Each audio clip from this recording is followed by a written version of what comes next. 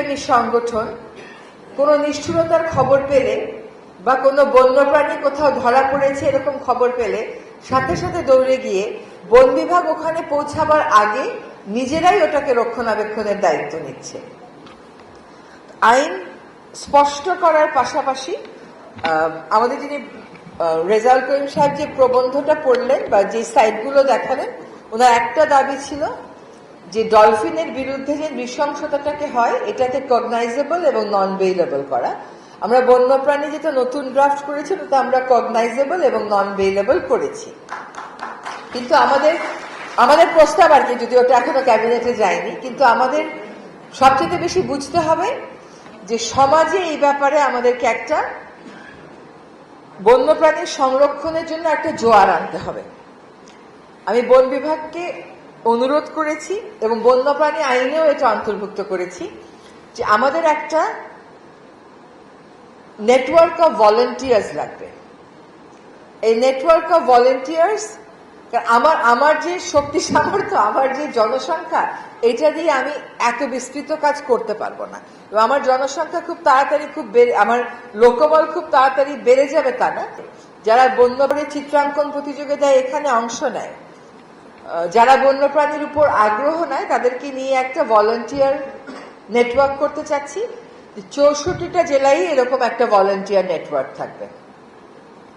আমি অনেক জায়গায় রিচ আউট করতে পারবো না, সরকারের নড়াচড়াতেই অনেক সময় লাগে, দেখা যায় এত পদ্ধতি থাকে, ওই পদ্ধতি পাশ করে করে আস্তে আস্তে আউটকামের দিকে আর খেয়াল করা যায় না। প্রসেস এত বেশি কাম্বারসাম যে এই প্রসেস এক্সস্ট করতে করতে আপনি আউটকাম কি হবে ওটা অনেক সময় আমরা ভুলে যাই।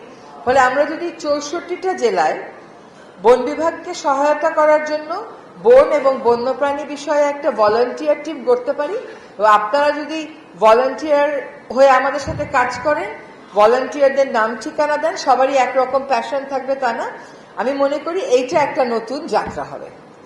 বন বিভাগ বসে থেকেই জানতে পারবে, তার যদি একটা হটলাইন থাকে, সে বসে থেকেই জানতে পারবে যে কোথায় তার এক্ষুনি যেতে হবে।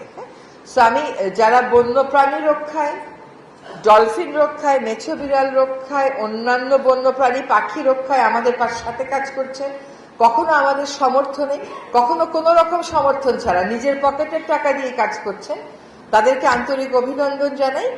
এবং আমি আশা করি যে আমি চলে যাওয়ার আগে এই নেশন ওয়াইড একটা network for wild life and forest করে দিয়ে যেতে সক্ষম হব। বাংলাদেশের মানুষের মূল্যায়ন যদি দেখেন, নিষ্ঠুর জাতি হিসাবে আসলে আমরা কখনো মূল্যায়িত হইনি। আমরা সবসময় কম্প্যাশনেট একটা জাতি হিসেবে মূল্যায়িত হয়েছি, এবং আশা করি বন্যপ্রাণীর ক্ষেত্রেও সেই কম্প্যাশন আমরা বুঝিয়ে রেখে এগোতে পারবো, এবং বন্যপ্রাণীর মঙ্গলের সাথে যে আমাদের মঙ্গলের নির্ণায়ক এক সূত্রে গাথা, এটা আমরা উপলব্ধি করতে পারবো।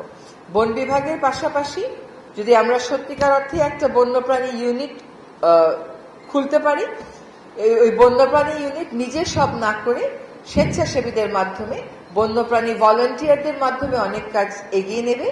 বন্যপ্রাণীর বন সংক্রান্ত ভলান্টিয়াররা বন বিভাগেরই একটা অংশ হয়ে যাবে, তাদের